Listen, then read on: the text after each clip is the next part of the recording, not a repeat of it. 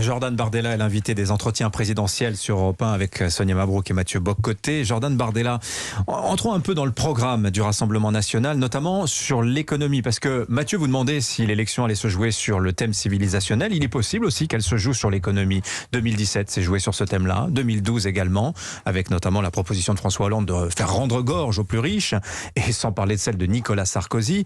Quand on regarde les propositions que vous formulez, je ne vais pas les détailler, mais si l'on doit résumer, je dirais que vous avez une approche essentiellement fiscaliste de l'économie. Ce sont essentiellement des mesures fiscales qui bâtissent qui structurent votre programme économique. Se posent alors plusieurs questions. D'abord, quel est l'objectif que vous poursuivez à travers ces mesures-là?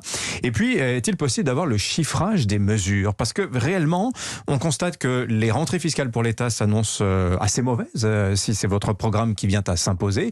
Comment vous financez tout cela, Jordan Bardella? Alors, je veux bien vous détailler la quasi-totalité du chiffrage des mesures en 4 minutes 30, mais ça me paraît un peu compliqué.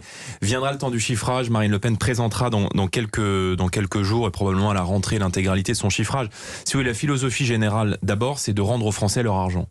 Parce que vous avez raison, l'une des priorités des Français dans cette élection présidentielle, au-delà des enjeux civilisationnels et de ce que deviendra la France, c'est aussi le thème de la fiscalité. Nous sommes aujourd'hui le pays de l'OCDE qui prélève le plus d'impôts.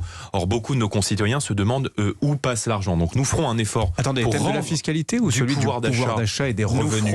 La question du pouvoir d'achat. En dessous de 2000 €, on paye très très peu de cotisations, vous le savez, et pratiquement pas d'impôt sur le revenu également. Oui, vous payez 60% de taxes lorsque vous allez mettre de l'essence dans votre voiture. Je le concède. Vous payez un tiers de taxes lorsque vous allez payer votre facture d'électricité.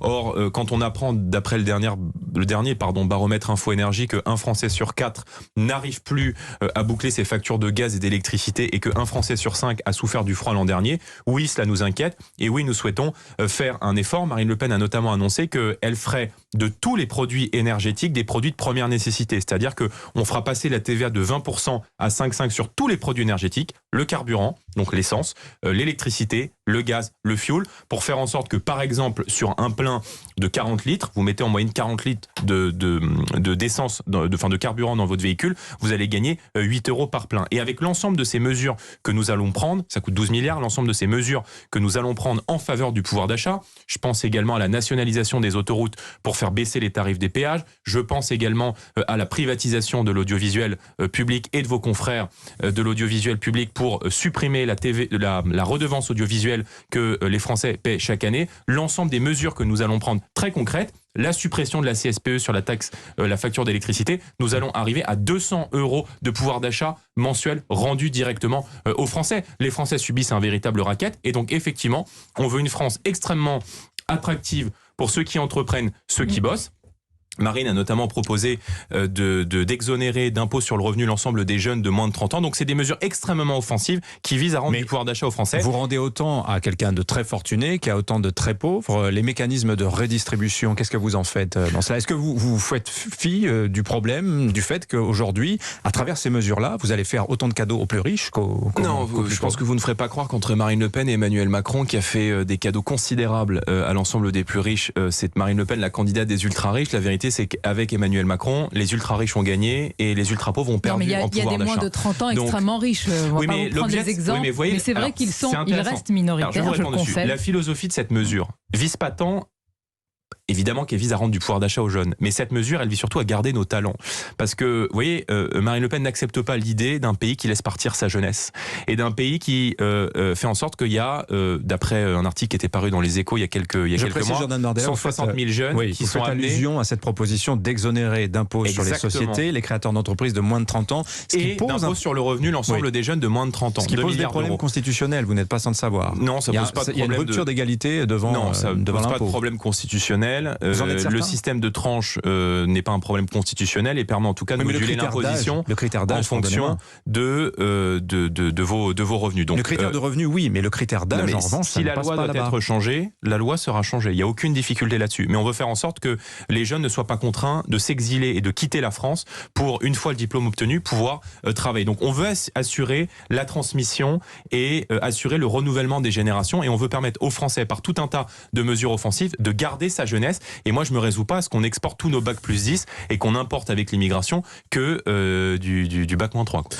Retour aux questions internationales pour un instant. Vous avez vu que la question de l'Arménie vient de se réinviter dans la présidentielle avec le voyage d'Éric Zemmour et Philippe de Villiers en ce moment, en fait. Est-ce que pour vous, la question de l'Arménie aujourd'hui est un symbole de ce que certains nomment, plus ou moins exactement peut-être, le fameux choc des civilisations? C'est un symbole parce que c'est un peuple martyr que nous avons beaucoup défendu au Parlement européen. J'ai moi-même déposé une résolution au Parlement européen pour condamner l'agression qu'a subie l'Arménie par l'Azerbaïdjan. C'est un peuple martyr qui a été abandonné aux mains de tous les ennemis de l'Occident et de tous les ennemis de notre civilisation, aux mains notamment de la Turquie d'Erdogan, qui s'est caché derrière cette attaque de l'Azerbaïdjan, qui a commis des exactions, des crimes extrêmement violents. Et c'est vrai que les chrétiens là-bas subissent un lourd fardeau. Moi, je m'étonne, si vous voulez, que quand ce sont des minorités musulmanes qui sont opprimées de par le monde, ça indigne tout le monde. Ça indigne les influenceurs, ça indigne la communauté internationale, ça indigne les youtubeurs, ça indigne... Il y a des mouvements de soutien qui sont lancés sur les réseaux sociaux. En revanche, quand ces minorités opprimées et malmenés sont des chrétiens ou des catholiques, là, on n'entend plus personne. On ne met pas en doute votre sincérité, mais ça peut être aussi un marché électoral. Vous visez aussi les voix des Arméniens de France qui ne veulent pas être instrumentalisés aussi. On peut faire le même reproche à Éric Zemmour qui est et à Valérie Pécresse qui y sera. Mais à l'approche des élections, tout le monde s'y précipite. Non, mais c'est pas à l'approche des élections. Moi, j'ai beaucoup bataillé au Parlement européen pour défendre l'Arménie depuis maintenant 2 ans et demi que je suis élu. Le site du Parlement européen fera foi.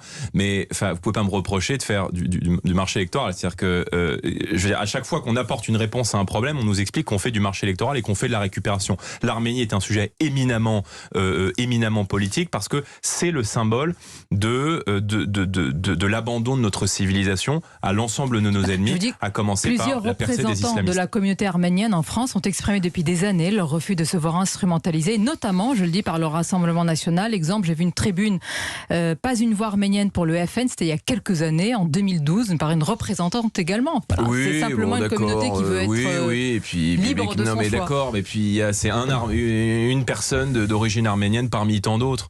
Donc voilà, moi j'ai pas de débat là-dessus. Nous on fait des propositions et puis ensuite ce sont les Français qui choisissent. Et je pense qu'il y a beaucoup de Français arméniens d'origine arménienne qui se sentent représentés et défendus. Vous savez, des associations on en rencontre. J'en ai moi-même rencontré à Strasbourg parce qu'il y a une forte communauté arménienne dans l'est de la France. Donc je pense que les Français de confession, enfin d'origine arménienne savent pertinemment que le Rassemblement national a toujours été à leur côté dans la défense de leur civilisation et dans la défense de leur intégrité territoriale. Nous avons été les seuls d'ailleurs, quasiment les seuls, à réclamer et à demander à la communauté internationale, je l'ai fait au Parlement européen, la reconnaissance du Haut-Karabakh François Fillon sur ces questions avait été très... Je croyais que vous alliez me dire François-Xavier Bellamy, mais vous avez raison dans les deux cas. Mais vous avez raison, vous avez parfaitement raison. Alors, choc des civilisations en Arménie, est-ce que ce concept de choc des civilisations qui traîne dans la politique française, occidentale depuis une vingtaine d'années... Depuis très longtemps.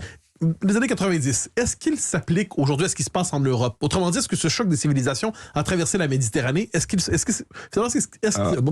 qui se passe en Europe, pardonnez-moi, c'est ce choc des civilisations? Quand vous avez des prêtres qui sont égorgés dans des églises françaises, quand vous avez des salles de spectacle qui sont attaquées à la Kalachnikov au cri d'Allah Akbar, quand vous avez des processions qui sont attaquées, quand vous avez des journalistes qui vivent sous protection policière parce que menacés par des islamistes, quand vous avez des Français qui quittent leur banlieue complètement islamisée... Islamiste, choc des civilisations suppose que c'est la chrétienté face à l'islam. C'est différent. Mais Monsieur Bardella, non mais là, il faut qu'on soit précis sur les mots. Je veux être parfaitement précis, je vous l'ai dit en début d'entretien, ce sont des symboles.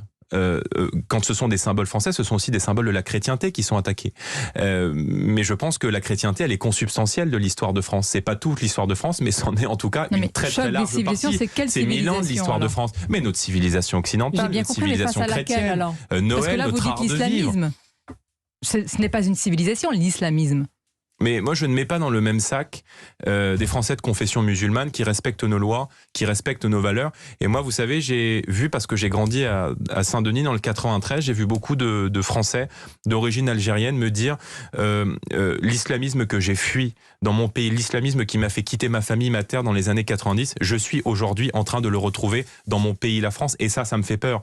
Mais il n'en reste pas moins que des écrivains algériens comme Boualem Sensal expliquent aujourd'hui que par tant de compromissions, tant de reculades face à la montée de l'islam et de l'islam politique, eh bien, la France a été réglée à l'heure islamique, comme l'a été l'Algérie. Il fait ce parallèle, comme l'a été l'Algérie à la fin des années 80, au début des années 90. Donc, les islamistes ne veulent pas faire sécession, ils veulent conquérir l'espace public. Et c'est vrai que cette guerre contre l'islamisme, on a un peu le sentiment qu'elle n'a jamais été déclarée et qu'elle n'a jamais été menée. Et je pense qu'aucun Français ne peut douter de la volonté politique de Marine Le Pen et de son courage à défendre notre civilisation, notre culture, nos modes de vie et à mener la guerre à l'islam radical. Merci Jordan Bardella, vous étiez Merci à vous. l'invité ce matin des entretiens présidentiels. Merci Sonia Mabrouk et merci Mathieu Bock-Côté.